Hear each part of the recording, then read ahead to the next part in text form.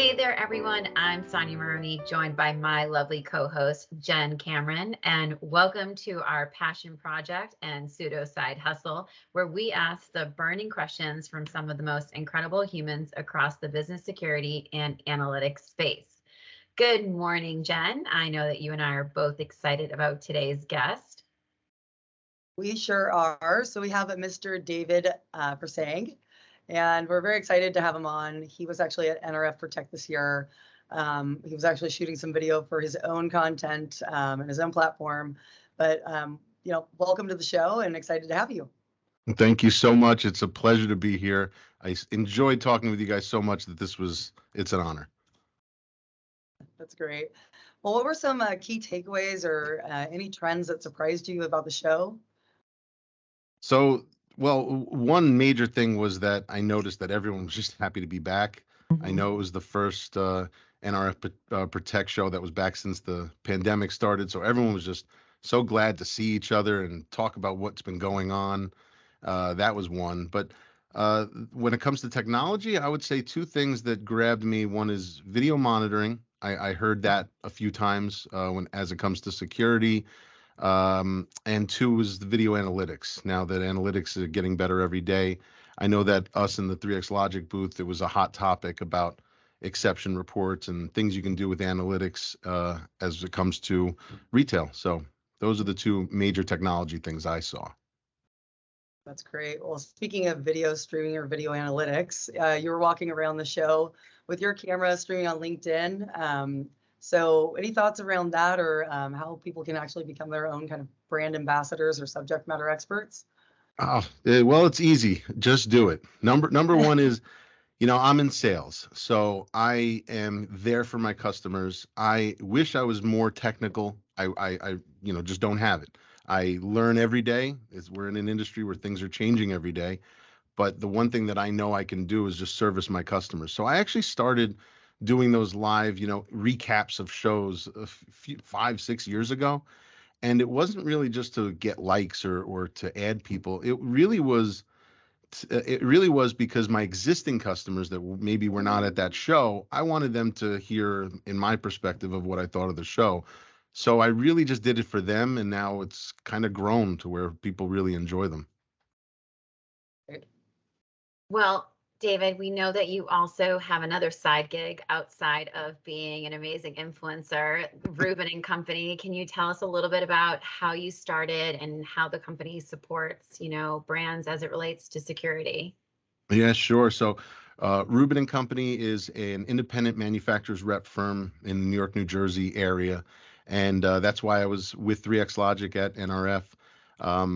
But I've been doing this now 19 years. Straight out of college, I joined. Ruben Furcayg was my father. He unfortunately passed away a couple years ago. He started the company in 1992, already being in the electronics industry for a few decades. So he started the company, and then right out of college, I kind of knew I was going to be joining him, which was the best thing because I know I can go anywhere right now. He said to me, come learn sales from me before you go anywhere else. I don't care if you go work for somebody else. I just want you for the first year. I want to teach. I don't want to undo somebody else's teachings. He told me that. So the first year I joined him, and I haven't looked back since. You mentioned that your dad was, one of your big influences in the space. What are some takeaways that you could share with us that he has passed on to you? Oh my God, where do you start? If anybody is watching this that knew my father, Ruben Furcayg, and I'm sure there's going to be plenty, they are more than welcome to put a comment down because there's going to be a lot of them. He was the people's people. That's all he was. He did not. He did everything he could in his own power, whether that was to answer a phone call from a customer that was upset, he would answer. He was about to hear it. Whether that was to get on a plane and fly somewhere just to stand with a technician while he was having trouble with the system and get the brunt of it. He was a people pleaser. He was an educator. He was a listener. He was a mentor. He was everything. He really was. So if your dad had actually been at the show with you, what do you think he would have thought about the technologies, or do you think there would have been any companies he was particularly excited about? Companies he would have been excited about, not sure. Can't be truthful on that, but I know what the technology always got to him. He always loved the new technology, saw how it was unrolled, saw how it was promoted, and how it could be used. Technology that's breeded for one thing can be used for something else. He loved the way companies like Interface, like you guys, transition from even retail to retail. Not every retail is the same. There could be a sporting goods store, there could be financial institution, there could be, all these different things. And he liked how the technology was used across the board. Maybe it was built for this, but tweak it a little bit. Maybe we can use it for this. Interesting. And before we wrap up, David, I'm just curious, what are you seeing in the space with brands that you're working with as it's related to security? Two things. And I'm learning them from 3X Logic, and they're actually being implemented right now. One is cloud. Cloud is coming. It doesn't matter what aspect of business you're in, almost. Cloud is here. SaaS, VaaS, whatever you want to call it. Anything that can be put on a cloud, you pay a monthly fee to keep up with subscriptions, the latest technology, the best cybersecurity. It's coming. The only thing that's lagging right now is the bandwidth and size of, let's say, video recording when it comes to cloud. That and the analytics. So what I see and how I'm looking at it is the heavy duty software that can do the analytics, that can write the exception reports and fill out the different reports so we can receive data, analyze the data, and see how we need to change the business to be A, more secure, B, probably most important, save more money, reduce shrink.